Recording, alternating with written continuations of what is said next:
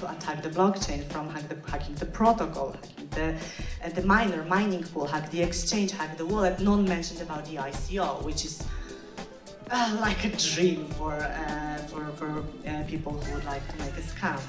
It's just good enough that you are a really nice speaker. So how it works and how we're able to be so fast is that the believable nodes process transactions in one round, and they're put onto the blockchain.